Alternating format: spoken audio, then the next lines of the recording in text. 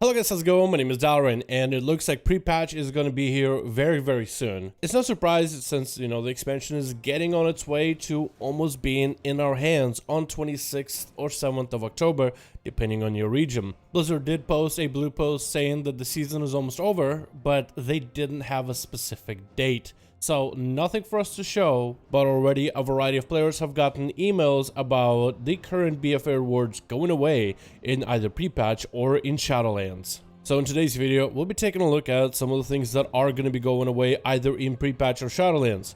Things that you guys can start working on right now if you want to get your final ends met in Battle for Azeroth to wrap up the expansion and get ready for Shadowlands going forward. In this video, we'll have some in-game rewards like mounts and such, achievements and more, but also a little bit of more personal advice on what you can start doing before the new expansion.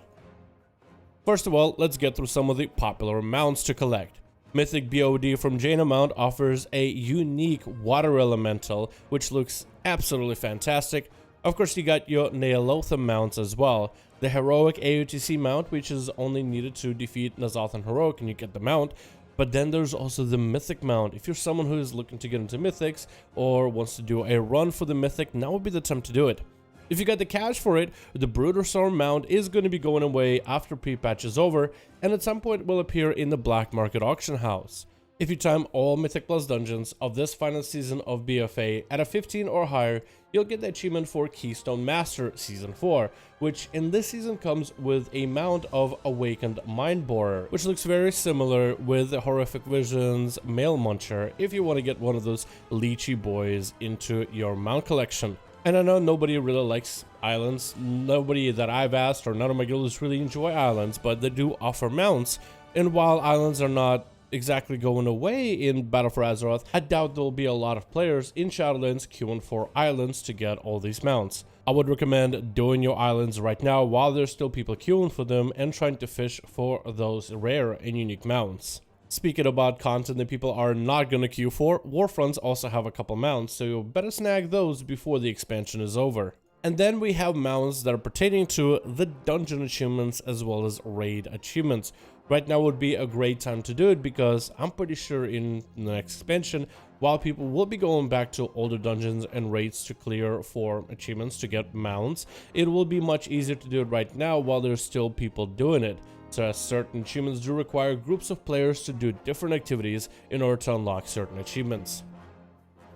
While Horrific Visions are not going away, right now would be a pretty good time to get all the cosmetics and achievements since, well, frankly, there's nothing else to do. Of course, you can go back in Shadowlands and do these things if you want to, but that means you'll have to be farming mementos. I would say just do it right now while it's fresh content, especially if you have nothing to do. This is mostly for the achievement of being able to get the full vision done, all solo with all 5 masks activated, if that's what you want to go for. Another good question is, should you level Death Knights and Demon Hunters right now before the next expansion, as it looks like Death Knights and Demon Hunters start out at a way higher level than any other class. Will it be a faster experience leveling currently with all the different XP bonuses we have right now in BFA, or will it be better to wait until Shadowlands? Well, there's been a couple of reports that Death Knights and Demon Hunters will first start at level 10 or even level 8 at the beginning of Shadowlands. But in reality, by the time they're done with their starting zone, they'll actually end anywhere between level 20 and 23. I've seen a couple forum posts where some people have said they've been at a higher range or at a lower range. So it looks like Death Knights and Demon Hunters after their introductory questline, which is mandatory, you'll be at about level 20-ish or so. That means if you were to boost a Demon Hunter right now as you're about to step your foot into Legion leveling, then you'll actually end up getting squished to about level 35 or 40, which means that the Demon Hunter, just for making one in BFA, you should have quite a bit of a head start. Or might as well take advantage of the BFA leveling that we have right now and quest to max level, especially if you have all the free time in the pre-patch currently.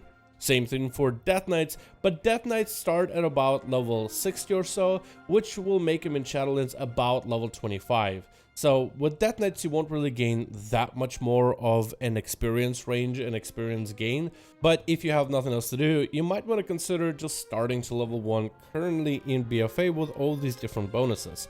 Shadowlands technically is supposed to have a faster leveling experience for lower level characters, anything from level 50 and below, so anybody just trying to get through expansions.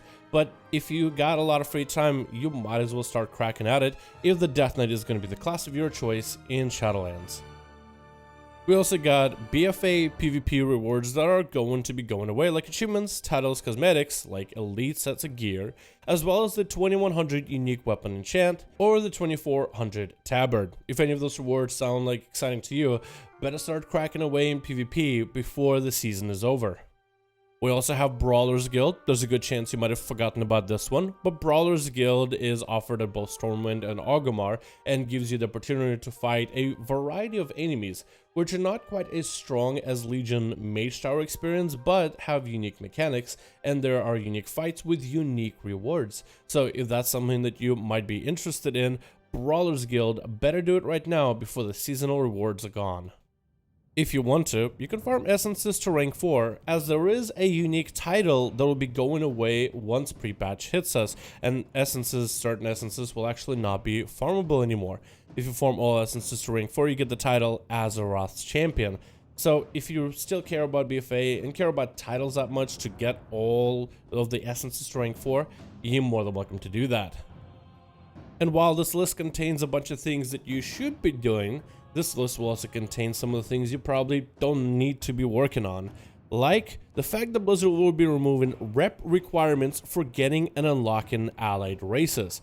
So if you're right now still struggling to get the Valpera and you're really farming the world quest every single day, you could stop right now. As long as you did the storyline for the Valpera in the next expansion of Shadowlands, you should be able to unlock them without the need for any of the reps. So if you're behind any of the allied races and you've been trucking along to try to get them as soon as possible, you can actually slow that down. Next, corruptions are going to be going away. So if you've been trying to get your best in slot corruptions, you could just stop if you were tired of them. A lot of players have expressed displeasure with corruptions and they weren't all that perfect. So corruptions going away in the expansion, I think, is going to be a good thing.